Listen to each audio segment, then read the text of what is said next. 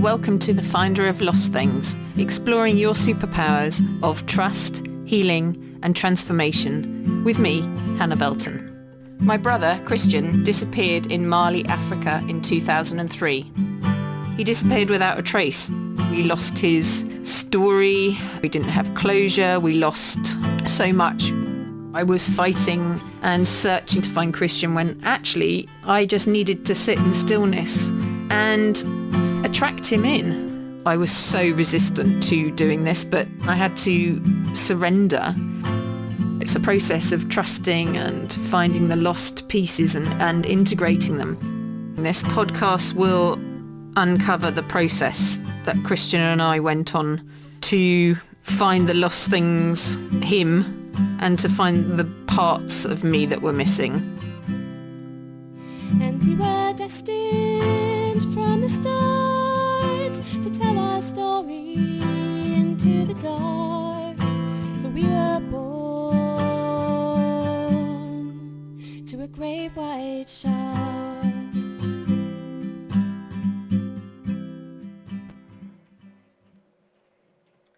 Hello and welcome to the Finder of Lost Things.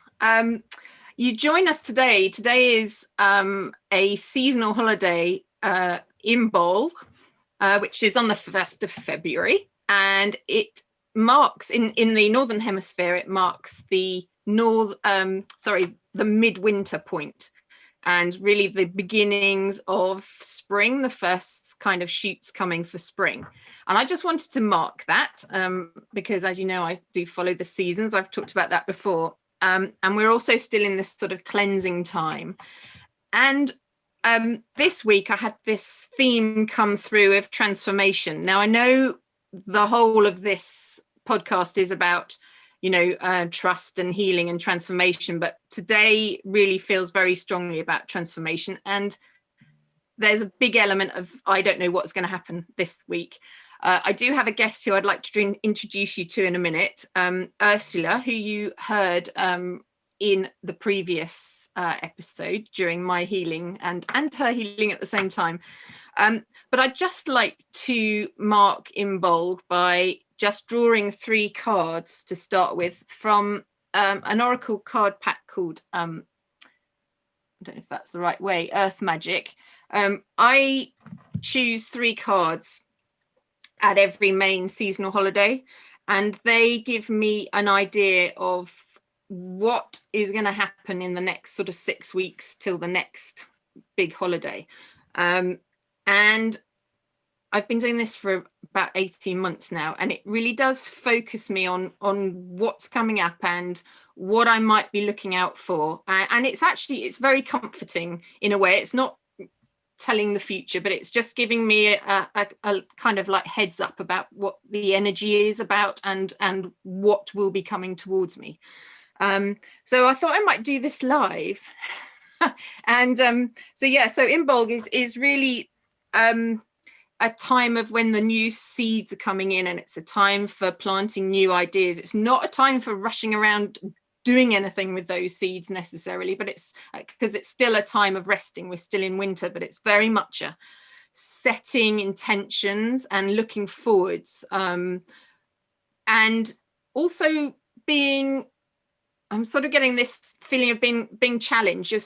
Things are still going to be challenging you at this time, and what strengths that you have within you that you can rely on to take you through the next couple. It is going to be the sort of next 6 weeks. So I'm just going to do a little shuffle here, and I'm going to pull out 3 cards and we'll see what we get. And it might inform tonight's episode. I suspect it will do, but let's just see. It's for everybody who's listening or watching, and just giving you an idea of how to use the energies at this time, because there is a lot of stirring of energy coming along. So let's see what we get. Okay. Winter solstice, we have reflection. Okay. So yeah, that ties in with the still being in the winter and still getting that clarity on things. We've talked a lot about, what are you missing? What have you lost? What do you want to find? But there still might not be that clarity, and it might be that you're taking your time with that question, and maybe you've been shying away from that question because it's a pretty big question. So it might be just a little bit more time for reflection, maybe a bit of journaling, maybe anything that's taken note of, anything that's like kind of jumps out at you during this episode, because I always ask at the beginning of every episode that I be given messages for the highest good of all. So just listen. If anything, if you get a chills or the hairs on your neck stand up or anything like that, you get some reaction, just reflect on what it was that came up and why that might be pertinent to you at this time. Okay, the next one. Oh, full moon completion. Now it might be, I know my guest Ursula, we have been through a kind of completion. We've been doing some grief healing sessions together, and I know that our sessions have come to an end, and there has been a sort of completion, which we will talk about in a minute. Full moon, it's the energy, it's a cleansing time again. It's what can you release, what can you let go of, and that includes relationships, that includes thoughts, it includes patterns of behavior, but what will then that allow space for? It's all about these new things that are rising up, and like being able to celebrate what you've actually achieved in the last, say, from the winter solstice, 21st of December. What have you actually achieved since then? Because I think we forget to celebrate what we've actually been achieving. We're in lockdown, it's hard on everybody. Like it's we've got this far, so let's have a celebration about that. Maybe this evening a sort of quiet contemplation about actually what have you achieved and what can you take forward. And the last one, oh, that's a nice one. Forest. Breathe. Now I know, like Ursula and I have a lot to do with meadows and forests and trees and breathing, and that I guess that's a grounding thing as well, isn't it? It's a remembrance to go outside, to breathe in the fresh air, to trees, the forest, they give us fresh air, don't they? The trees are the lungs of the world. So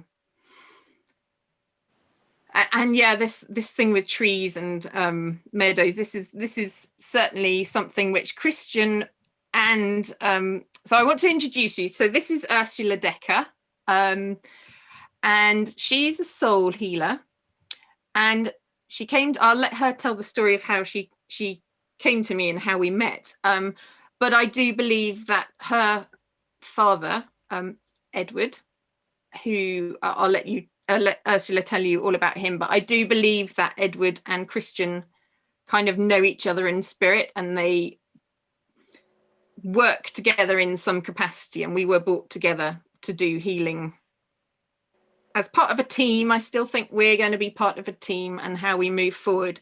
And there's this big thing with grounding and with trees and building up from the roots upwards, having a strong trunk and a strong body, and then being able to open out and to blossom. And this whole thing with a transformation, we'll talk about it more as we go along, but there's things happening at the moment. So anyway, I'd like to introduce you to Ursula. Hopefully she'll appear on the screen. She probably already is there. Actually, I can't see her. Hi, Ursula. Hi, Hannah. Hi. Thank you very much. So my name is Ursula Dekker, and as Hannah said, I'm a soul healer, but my journey really started at the point of loss when my father Edward passed away, and since then I had a foot in both realms in the least possible hippie way that could possibly be meant, but just literally living with a very acute awareness of both sides of the world and the universe, essentially. So he has been instrumental in guiding me to people to progress me, not just in my life, but in my journey and my soul purpose. And one of my best friends is a lady called Karen, and Karen has always been a pioneer in terms of finding and learning and discovering and meeting new people. And every single time she's gone for a session, Edward popped in and said, "Can you get my daughter to come see me, please?" And she's almost been the gatekeeper for my spiritual journey and the pivotal people that have been important in my life to guide me to where I'm now. And Hannah was no different. So she spoke about Hannah and Hannah's journey and what has happened with her and Christian. And the most important part of that for me was the fact that I couldn't dismiss Hannah as someone that came with book knowledge or with some glorious notion of the beauty of the tragedy. I needed someone that walked it and felt it and knew exactly what that texture was like, and that there was something on the other side that I couldn't yet see. I could reach, but I just couldn't yet feel that.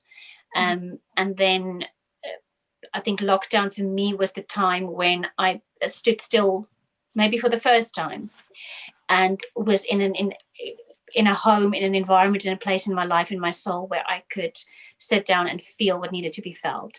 And then Hannah came into my life, and we started our work 2 months ago. Yeah, it was interesting how I met Karen, and then just talking to Karen, then you sort of came to me to ask as well.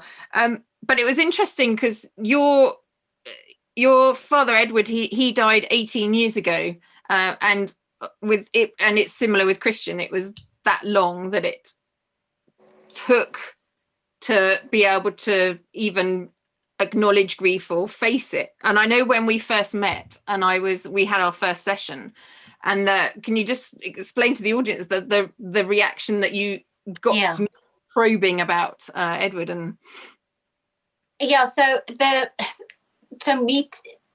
meeting Hannah or having the first session with Hannah for me was very much I had a very strict closed off idea of what grief was like, what that felt like, what was going to be like. So my very first session was spent sitting cross-armed and staring at this woman, finding any possible means to dismiss her and hate her and be annoyed and irritated and angry, and trying to make her understand that I am this person. And yet I was sitting there being angry and stunted and unbelievably resistant to speak with her. And I think that was probably the only thing that had to come out of that first session, was realizing that all of the things that I have become since I've lost my father, all of the growth, all of the healing, all of the millions of beautiful things that life has brought into my life, I had none of those as a resource when it came to my father's grief. I was just a broken child.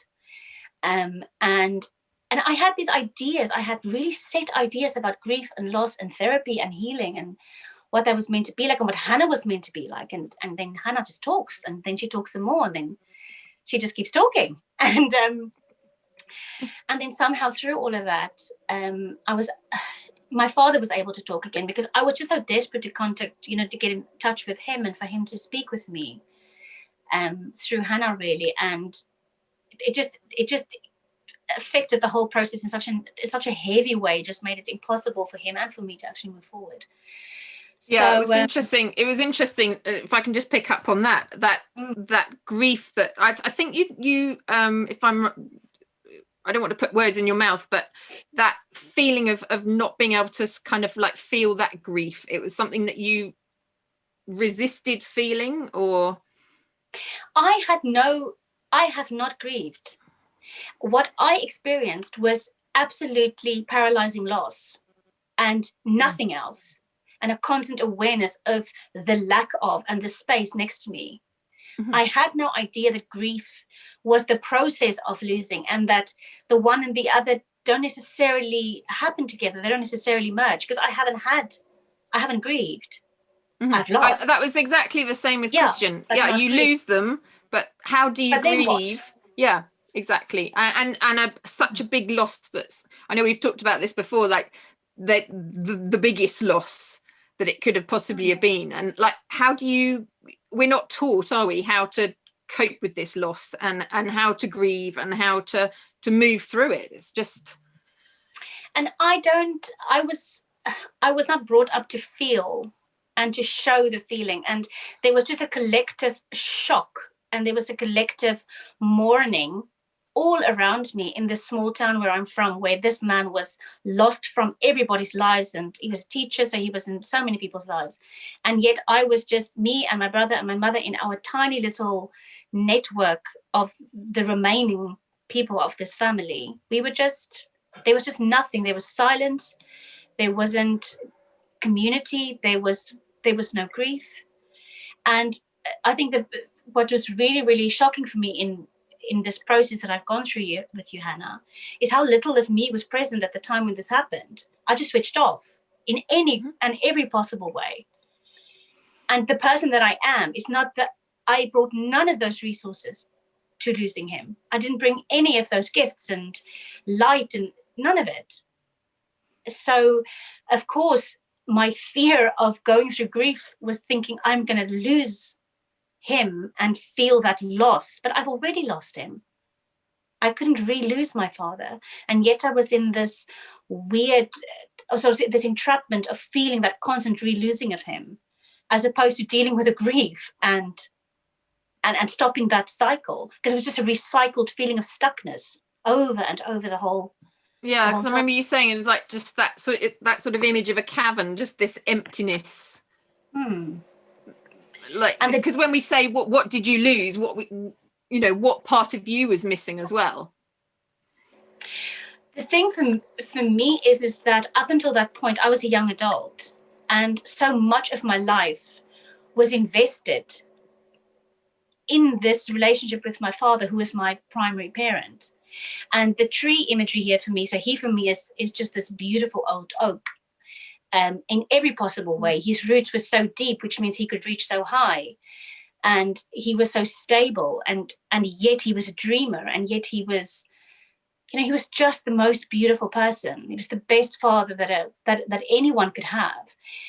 And so I trusted him completely, at the detriment really of learning how to trust myself in the process, and then jumping into my life as me. And as we've uncovered in the sessions, that there was so much loss within that, to really truly find my feet, make mistakes and bring them back, and have him say, but it's okay. Just outsourced so much of my life yet, because I was on that verge of jumping into my future, and I had no concept that my father wouldn't be in my future. That I had no idea. So when you sort of reset the time of loss for me, the before and the after, I only have an after, because before I didn't ever consider ever that he wouldn't be a part of any aspect of my life. He would just always be there, certain as sunrise. Yeah. I mean, and we then should probably just explain. After. Yeah, so I was just saying we should probably explain to everybody that the circumstances surrounding your father's death, and how much of a shock it was, and that you did, and part of the healing has actually been able to give him what you couldn't provide at the time, in terms of your sort of the farewell that you wanted to give him. So can we talk a bit about that? Yeah, so I had a completely healthy working father. I was in university. He had some symptoms. He saw a doctor. They did a biopsy, and at that point they diagnosed him with bowel cancer. And he told me that he had bowel cancer and he was going to have surgery. My memory was completely hazy, and I really didn't know much of the time frame here. It was quite lost to me, really, when exactly things happened. So I had to actually retrace my steps. But essentially, he was diagnosed. He had an operation about a week or 14 days after the first symptoms, and the biopsy was done. And he recovered reasonably well after surgery, had complications, developed sepsis, and died because his heart of a heart attack. At which point, and this is so uncharacteristic, this is why I'm saying the person that was there when all of this was happening in the hospital isn't me, because I asked no questions. I left him. I drove 2 hours away from my father at the point when he was critically ill and dying, and came back as he was already dead, and lost all of the things that I would have done now, the conversations about dying, about saying goodbye, about being close, about clipping his toenails and brushing his hair, a million small and big things, was lost because I wasn't there. I wasn't present. I don't know where I was. And when he essentially died, literally within, which felt like days for me, and was out of my life, and I was thrown back into university, having to finish a final year degree and be on that unbelievably fast trajectory of my young life without him.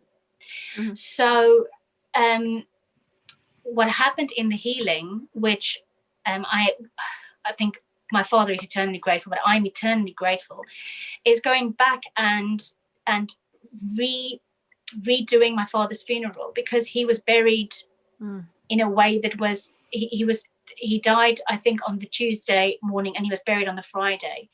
So his body wasn't prepared. He wasn't buried in the way he would have wanted to. There was so much soul loss between the both of us at the time, and my father never voiced his wishes. There was so much denial across all of us in terms of having just close conversations at the time when something was happening right in front of our eyes. So I went back, and my father wanted to be buried almost on a shrine with all of his things, with flowers by the beach, and cremated literally, but with an open fire, surrounded by wood. And he loved fire, he loved wood. He was barbecuing incessantly, with his things and his people there, and me there, and sending him into the world. It was very much about breath, wasn't it, Hannah? To breathe again, opening his chest and opening his wings, and for the world to take him back, and for him to go back into the world in a way. So it was really, really, really beautiful. And I understand now, I think, how important the ritual around death is, the things that needs to be done and said and felt, and in all aspects, to do it right and to feel it along the way at the time. Yeah, I think this is so pertinent now, actually, isn't it? And my brother said about pertinent. I remember you going, "Oh, that's a funny word," but in the previous episode. But it's so pertinent now with COVID, and people, they're not able to be at the hospitals. Maybe they're not able to do the goodbyes and the rituals that we normally do. So which aren't great in my opinion anyway. But you know, we're really at a loss now. And actually I think this is probably, I'm getting, every time you mention about rituals and your dad, and it's like I can feel this build up of energy, like this is what we're here to do, is to help people through situations where the loss is so profound. And the other thing is that it's your loss, but it was your father's loss as well. So, and with Christian as well, there's to heal fully and truly, you do need the healing in both realms, don't you? It's a team effort. And it's not just about me going forward into my life. It was very much about my father being able to say goodbye to his life, and the shock of how this happened for him as well. And you and I had this beautiful conversation about a nurse being there, having that conversation, saying, "You are dying now," and holding his hand, something that simple. And my father said to me in spirit before 100 times that he never wanted to die in front of me. He wanted to always be my father and care for me in the way that he would always have done, and that this was his chosen way. But how he was buried, how his body was taken care of, how his funeral went, was not something that he would have chosen. And I did that with you in spirit and healing, and it was so powerful and so profound and so beautiful. And I wouldn't have thought that it would have been that way if you're not physically doing it. And then I said to you, I went to the beach, and I literally went to the beach last weekend, and I redid his funeral, and I did his speech for him, and he did a speech for me, and we spoke, and I did all the shells, and I did the physical aspects. But the session we did by the beach with him was that was the real one. And to be able to give him something when I was not yet an adult, I wasn't yet this person who has all the resources to be someone for him back. because up until that point, he was everything to me, and I wasn't yet there. I wasn't able to do all the millions of things back yet. And that funeral was he so needed me to do that for him. And I feel so grateful that I could do that for him. So grateful. What a beautiful thing to be able to gift him. Absolutely. In the way that he wanted. Yeah. Absolutely. And I know how grateful he was, and he still is, that was just exactly what he needed, and you could do that for him. So that was amazing. And that's the thing that I will say to people is how you can do that. Anyone can do that. And it is as personable and as perfect and as just, we made it exactly what he needed it to be, and it felt perfect. So it's completely possible and completely necessary. Absolutely. So for you, what has been the most sort of surprising thing about the whole healing process? Because I know when you first came to me, you kind of knew you had to do it for your sort of well-being, I guess, in the end. I mean, your soul was calling you to do this, and you kept getting prodded and prodded. Like I was exactly the same. And in the end you go, okay, I'm going to have to do this. But I know it has been a journey for you in terms of the trusting yourself and trusting the process and trusting me, I guess, to be part of it. But kind of what was the most surprising part of it for you? I thought that I have grieved for my father for 18 years, whereas all I ever did was feel loss. Grieving is an active thing. Oh, yes. It requires telephone calls to relatives you do not want to talk to. Oh my goodness, yes. Conversations you do not want to be having. Digging up feelings that I myself didn't even want to feel, and then expecting them to dig it up for me in their, oh my Lord, active. It was, and it was easier than I thought it would be, because every single time I had to do something really difficult like that, my father just completely made it happen so beautifully, and he just guided it amazingly. And I'm not saying this because it's not all rainbows and bows and tied up all perfectly. It was profoundly difficult. Yeah, absolutely. But it was exactly what it needed to be. And grief takes work. Is all I would say. It takes work, and the soul retrieval for me. So for instance, I left home without the packing up of the bedroom and the packing up of the car and the sending the child into the world and saying, you go and find your wonder now. I'll be back home and I'll take care of everything for you. I didn't have that, and he didn't have that. But in my childhood home, I never said goodbye, and nor did my father. So we both had to do that. So it was surprising for me the things that I needed that I didn't even think of, and that he needed as well. And to go back and do that and realize that I have been floating between then and now. Even though I've had so much life, I've had so much experience, I've had so much love in my life, it has been floating. I haven't physically, cut the cord in a way in my life and move, sort of just be in the driver's seat of my own life, essentially, with my father staying behind, saying, I'm here. I sort of dragged this man into my future. We were just both sort of, crippling along. And that's not what he ever wanted. And he was trying to so beautifully and gently nudge me for years. But I just couldn't feel that loss. I felt like dealing with grief was going to be re-losing and feeling loss all the time, which it wasn't. It just isn't. No, exactly. I mean, the thing is that grief, we have this, we were talking about this earlier, we have this image of, I keep getting this image of like a grief helmet that we put on when we're in grief or we've lost. And we really can't see, like, excuse the pun, like the wood for the trees.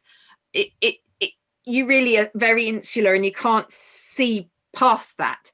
And you don't actually want to really feel the grief and look at the grief and work through it, because, oh my God, it is a hard slog, isn't it? It is a hard slog. And the things that you were asked to do as well, we'll talk about this a bit more if you don't mind later on, but like talking to your mother, talking to your brother, talking to friends, there was a lot that you were asked to do. And I was kind of saying to you, look, they're asking you to do this. And I was thinking, oh my goodness. But every week, Ursula, every week you did the work, and you were amazing. You didn't shy away from doing any of the work. But like you said, at the right time, things happen during the week, like with these episodes as well. It's like things come up at the right time during the week, and it was your time to face these things, wasn't it? Absolutely. And there's only, when with the soul work that I do, I understand how people and circumstances trigger us. I get that. I completely get it. But it's a very different story when it's happening in my own life, and I then have to take ownership of it and say, no, okay, this is happening. So what am I going to do about this? Am I going to be angry at a person who I feel is abandoning me, or I'm going to acknowledge the fact that I feel abandoned by my father and that I've never addressed that? And I've never felt it because it's so unbearably painful. Of course, I have used any possible means to my disposal to just not feel this for 18 years. And I was so good at it, I didn't even realize I didn't feel it. I thought I was feeling it, but I wasn't. So I'm humbled by the process. And I've got a lot more compassion for all the millions of different ways that people are trying to avoid feeling what they need to feel to go through this. Yeah.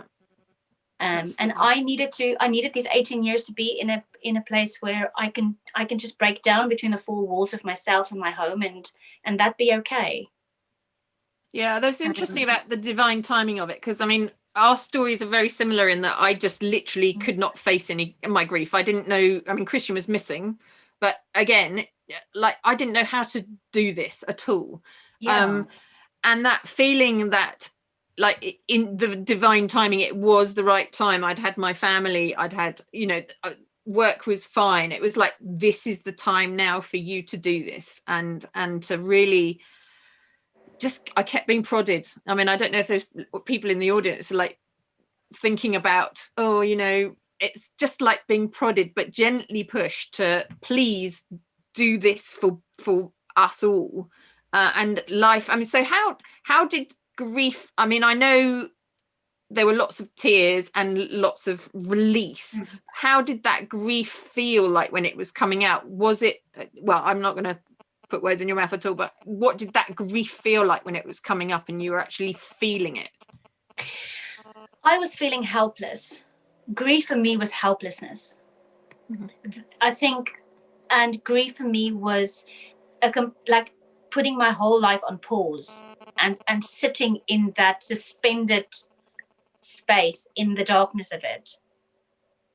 And then when we started talking, and I couldn't form words, I couldn't even speak, I couldn't say the simplest things to you, I was crying so much.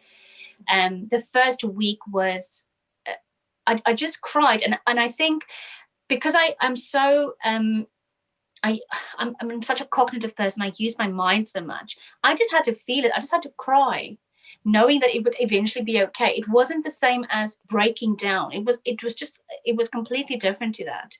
It was crying because tears had to be, I had to feel it, and I had to just experience every single aspect of the utter helplessness that my life was thrown into when I lost the most important person in my life. So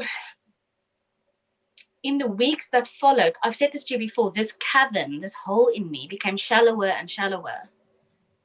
You would say something and I would think, oh, that's going to push me into a place. I'm going to get lost in that. And then I don't. And that was surprising, how there wasn't this unbelievable depth of despair within me anymore.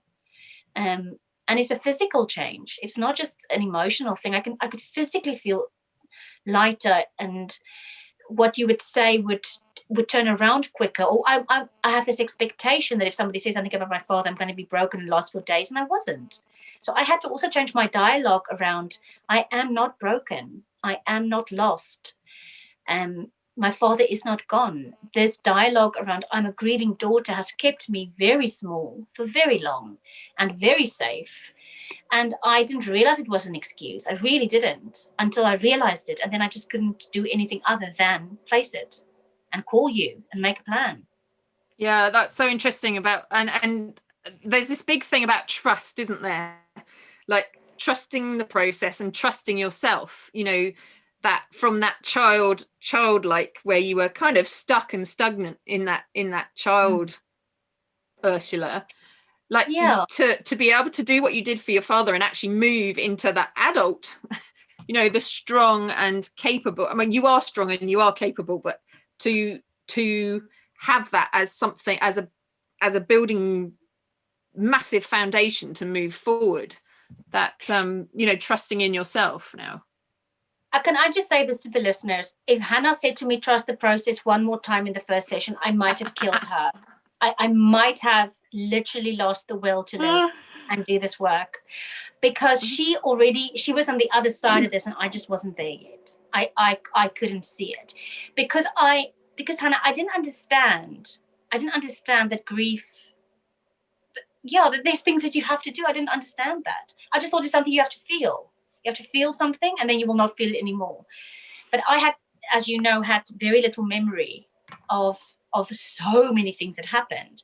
And I needed people to piece it together for me so that I could then feel what that felt like and the helplessness within that. And what I found really, really surprising was that I wasn't angry at my mum, for instance. I was angry at myself. And I sort of held that space for her for so many years in her inability to deal with this. But this is my inability to deal with this, is what it was really about. Yeah, because your relationship with your relationship with everybody around you has changed as well, hasn't it? As a process of this grief healing. You were just saying about your mum as well, and your brother as well, because you were asked to speak to them about their side of the story as well, weren't you? Yeah, and I have never asked anybody anything about this, and nor have I asked myself. Like, this goes both ways. Nor have I asked my father how he experienced this. I just didn't go there. So suddenly, after so many years, I had to ask very basic questions. When did you hear? How did you find out? What did you feel? Very basic questions that none of us ever asked. And how much that disabled all of us, how much that scattered us to the wind, how much isolation and loneliness was written into just not ever saying, are you okay today? It's so basic. And when I go back, because I couldn't remember anything, that's why I'm saying the person that I am now, this person would make the phone calls, will ask the questions, will sit around, will do the rituals, will bring in the light, will bring healing into the process. There was none of that. And I found that very, very interesting. One thing that you said to me that was amazing is when I spoke with my mum, and our relationship, by the way, isn't better. It's exactly the same. But you said to me, isn't that at least a constant? Because so much of the other things did change. That was a constant still. But a lot of my other relationships and friendships have changed, and some of them ended because that I've resonated from a wounded place for a very, very long time. And I connected to my friends from a wounded place. To me, that felt like depth and understanding and knowledge and knowing and compassion. And it felt like closeness. But it was just a wound. And it was just a resonance. And that feels like it's healing now. And I don't have to go there anymore to feel like someone understands me or gets me or me them. It's both of those. It just doesn't feel like it anymore. There's a lot of change, isn't there? So it's not just around the healing. It affects like every single relationship really, and any relationship which wasn't quite. We always say about radiators and drains. Like if you just want to be with the people who give you the energy, who are the radiators, and actually it becomes pretty clear, doesn't it, that relationships that are maybe because you've changed, it's okay to let relationships go that no longer are being radiators for you. And I think it's a self a self-care part as well, isn't it? That you move forward and you're lighter and you just need the lightness around you. And I know with your dad, there was so much about healing the heart and opening the heart and letting it like breathe again, wasn't there? This sort of feeling and that for the and leading from the heart safely. Yes, it's not complete. Let's talk about completeness. Yes, it's not perfect. Yes, it is unsure and uncertain, but I have kept my life so free from pain, any pain. But that meant I kept it free from possibility and taking chances and adventure, because I couldn't feel any sense of loss, not even disappointment, not any feeling of rejection, because it just fed straight back into this entire traumatic loss cycle. And now I get it. And I can look at it and think, I'm going to do it anyway, because I came through this. I am completely on the other side of it. So I will take a chance. And disappointment, I'm not re-losing my father every time that I'm not getting something perfectly right. And being perfect was another massive thing for me, about being the perfect daughter for this perfect father, which is also, it's not true. It's an untruth that I've told myself to keep something going, to keep this whole, I don't know, grief process going, and not really approach it with honesty and truth, and really get to the inside of it. Maybe. Yeah, that was interesting, wasn't it? You really had to totally reassess your relationship with your father, and to see him as a flawed person as well, not just this father who could, I know he's the hero father, but you could see his flaws as well. You allowed yourself, that was part of the sort of seeing him from an adult point of view, wasn't it? Absolutely. And I think that's the way that a child looks at a situation, which is the way that I've looked at it. And I never reviewed it, and never considered that those views were wrong. And I had to unveil a lot of untruths about my past that I never went back to revisit or reconsider, really, and didn't give it any thought, and just made up a story of my past and my father that just isn't true. And it meant that I had an expectation of myself as a person that, again, wasn't honest and wasn't real. Because if all the mistakes that I have made in my life was brought to the table, and I brought them to my dad, he would have loved me anyway. He would have unconditionally been there for me anyway, because he was always. And it goes the other way around. And that for me was a massive loss. I've said this to you, huge loss to not be able to have had that with him. But I have it now, because he sees everything.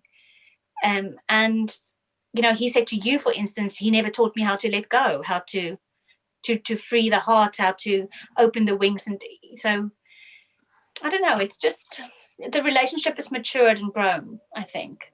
Yeah. And we were talking, we had our last session just last week, and we were talking about the lightness of your father, and same with Christian as well, that they go from being a very physical presence to actually being like their essence. And you were saying about, I remember we were talking about the physicality is often the hardest, or the last part to kind of let go of, and to know that they're still there. I mean, can you explain a little bit about the physicality, and how light he feels now, and how light you feel as well, I guess?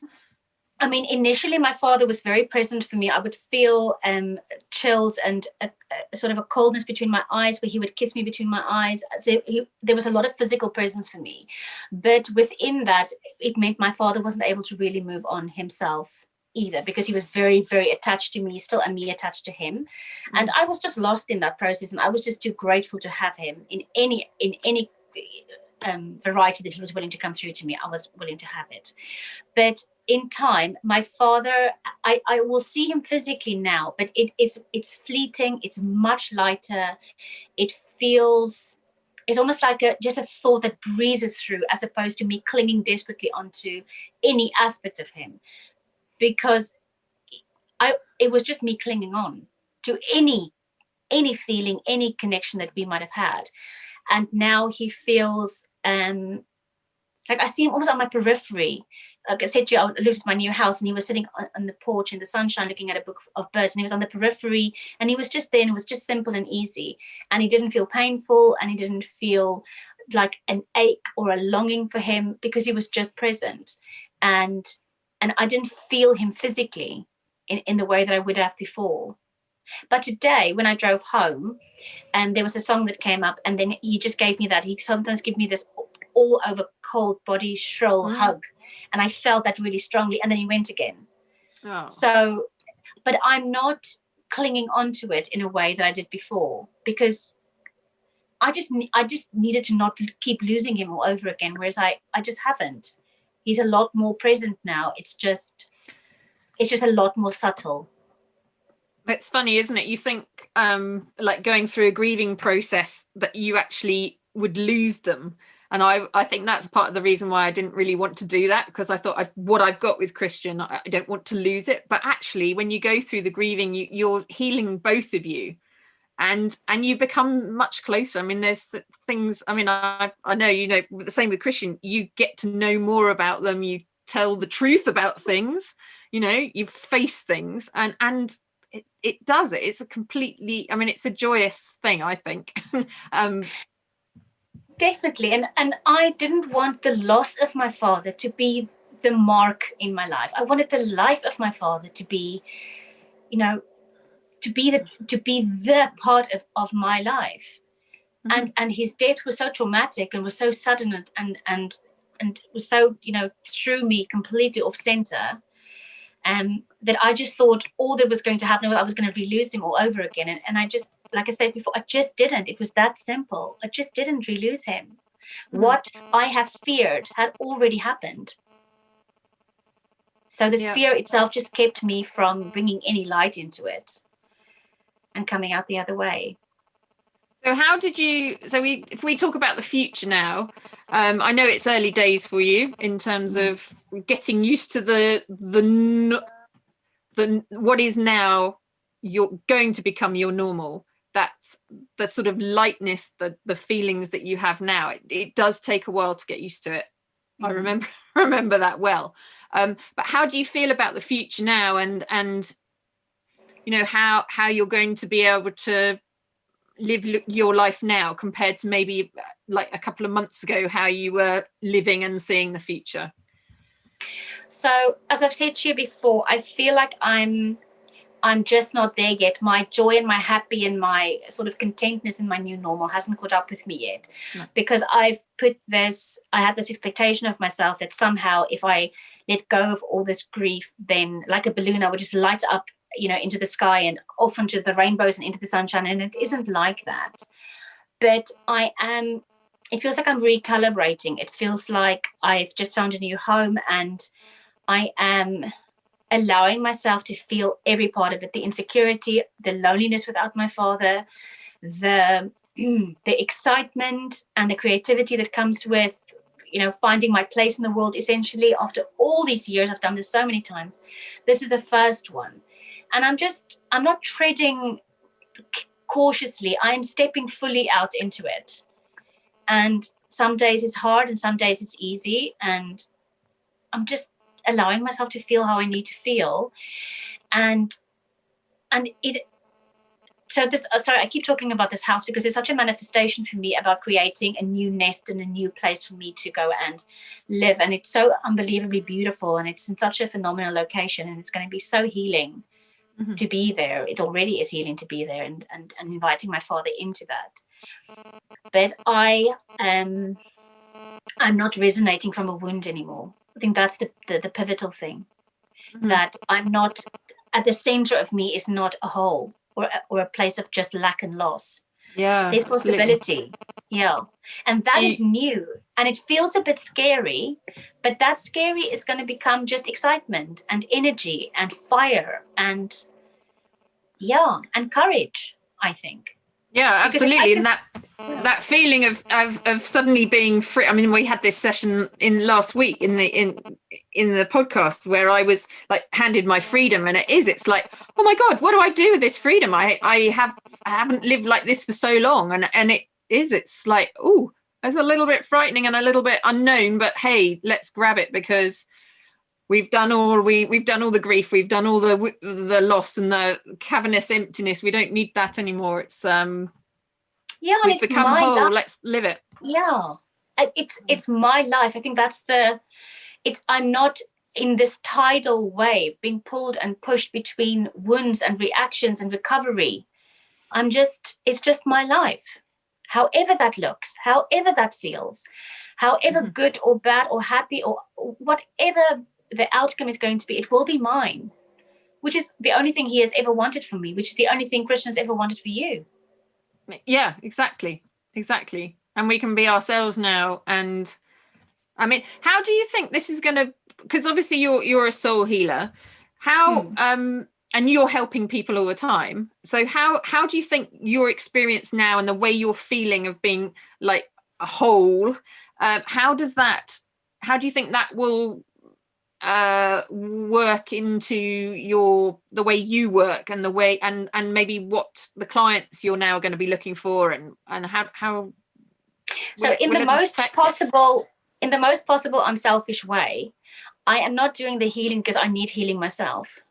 I think that is the pivotal thing. And this is subconscious. This is not something that I've been aware of. But so often, I think people go into a healing or in a helping profession because they themselves need to be guided. So, we teach best what we need to learn most. That's sort of that principle. Absolutely. I firmly believe that. So I just think that my soul itself, I've honored my soul's journey, not just in my past lives going forward, but in my own life, in the most painful possible place, in where my life was completely bruised and injured. I went there. So I think that the work that I'm going to do is not flowing around or through that anymore. It is just going, how can it feels like the path of my soul has cleared up. The energy is just strong, and it flows without constantly being disrupted by things that's going on in my own life. And I think when I'm doing the grief healing, I feel like I will attract people that need that type of healing work, but also that I now know that there's practical elements to dealing with grief. There's certain things you need in your life, structurally, in your foundation, in your actual everyday life, to feel safe enough to do this work, and to not just open a can of worms and then be completely left to the detriment of life, completely exposed and sitting with this, not knowing where to go. I understand that in a different way now, because you need to always come back safely from whatever work you do, from whatever place you are going to, and you need to come back safely and have a sense of home. So my father was my home before, and I'm now housing that space, and I'm building it physically around me at the moment. So I think my work is going to be lighter as well, because I'm not just attracting to that sadness within people, which before I thought was just empathy. I get it, so of course I feel it, but I felt it because I was still resonating from that space. Well, it's like Margaret's gift last week to me was the pure heart, and it's like when you have the pure heart, you don't you don't produce a sort of washing machine effect for other people. Other people feel calm and they feel that you know what you're talking about, and you're in you're in control of your emotions, so it works well. And you said this wonderful phrase about the wounded healer, and I don't feel like I'm a wounded healer anymore. It feels healed. It is uncertain because it's new, but again it's belonging to me this time.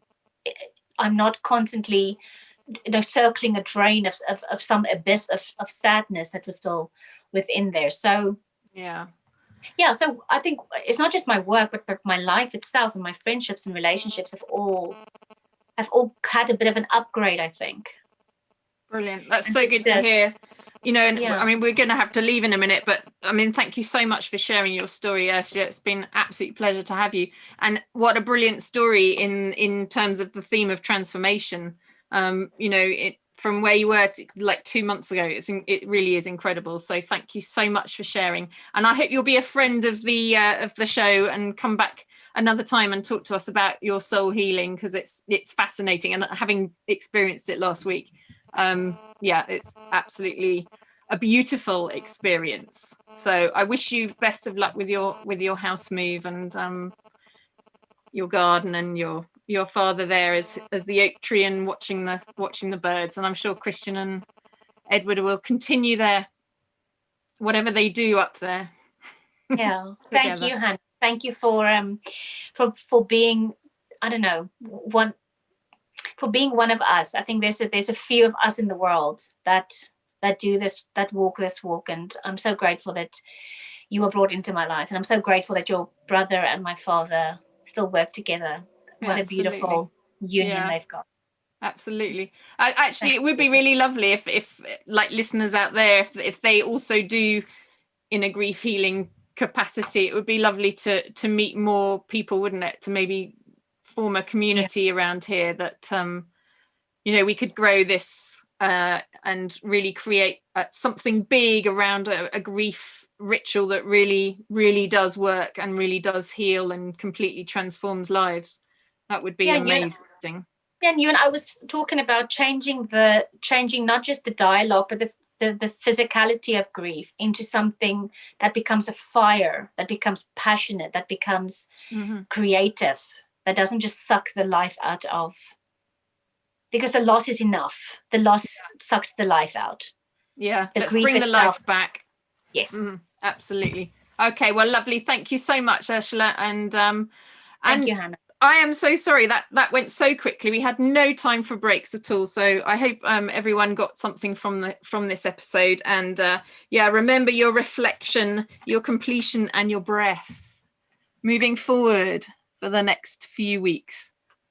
Okay, next week, I'm not really sure what's on next week as usual, but I hope you enjoyed today, and I'll talk to you next Monday. Okay, lots of love, everybody. Thank you for listening to The Finder of Lost Things. I think we've been triggered so long and so hard by COVID, and it's going to carry on. People are getting used to stillness, and they're getting used to more solitude, but how do you use that time for the highest good? This process that we're going to explore will bring back the joy and purpose to life. That wholeness, that sort of harmony and flow and togetherness. People are really ready to find their lost parts now. You can find me at hannahvelton.online.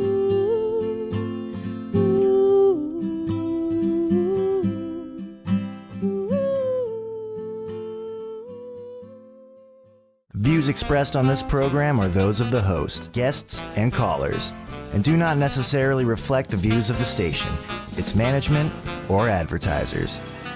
You're listening to Transformation Talk Radio.